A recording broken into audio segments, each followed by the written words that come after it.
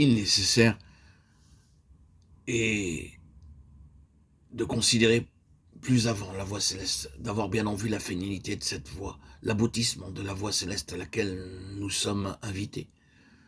Nous avons remarqué précédemment que Dieu commençait avec le ciel, ensuite venait ce qui était de la terre, et à la fin de la Bible, c'est ce qui vient du ciel qui achève tout le processus de ses activités par-delà les âges, pour qu'au terme, tout soit une pleine expression de ce qui est céleste. L'expression de ce qui est céleste en plénitude, c'est cela, l'aboutissement. Nous disons pour commencer que les cieux gouvernent tout, comme c'est le cas dans la nature. Ainsi en est-il pour les choses de l'esprit.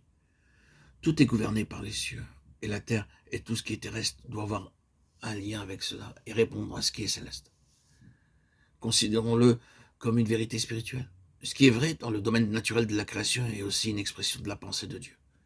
Cela signifie que tout comme ce monde et cette terre sont gouvernés, contrôlés par des forces et des corps célestes, et que s'ils déviaient de cette relation avec ces corps célestes ou de leur trajectoire, ils se désintégreraient, se gèleraient ou se consumeraient, cessant de fonctionner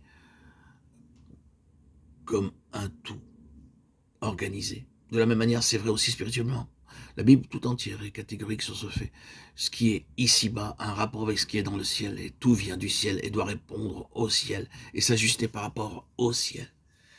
Le Saint-Esprit est venu du ciel et il est ce lien pour nous unir à ce qui est dans les lieux célestes. Ces choses ne sont pas juste des idées abstraites, ce sont des facteurs qui sous-tendent tout ce que nous avons dans la révélation divine des Écritures. Tout le contenu de la Bible, du premier au dernier verset, peut se résumer de cette manière. Le ciel défie cette terre et cette terre doit apporter une réponse au ciel. Il y a d'innombrables aspects dans tout cela, mais c'est un fait qu'à la fin de toute chose, le céleste sera pleinement réalisé dans la création et surtout de manière spirituelle dans le peuple de Dieu. C'est l'aspect de cette finalité que nous voulions introduire en préambule. Maintenant, en relation avec cette finalité, nous devons noter une autre vérité qui doit nous gouverner. Mais permettez-moi premièrement de dire quelque chose entre parenthèses. Certaines des expressions employées sont très familières et je crains toujours un peu que cette familiarité avec la phraséologie n'en émousse parfois le sens. Quand nous employons cette expression « une chose qui gouverne », arrêtons-nous pour saisir sa pleine signification.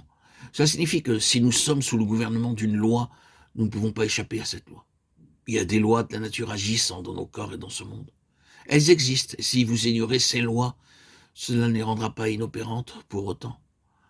Vous trouverez qu'à la longue, elles agiront et qu'en définitive, vous serez mis de côté. Mais ajustez-vous à elles et cela suffira à votre salut et donnera du sens à votre vie.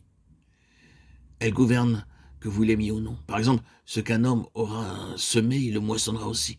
Galates 6:7. C'est une loi. Vous ne pouvez pas y échapper. Il y a de nombreuses lois comme celle-là.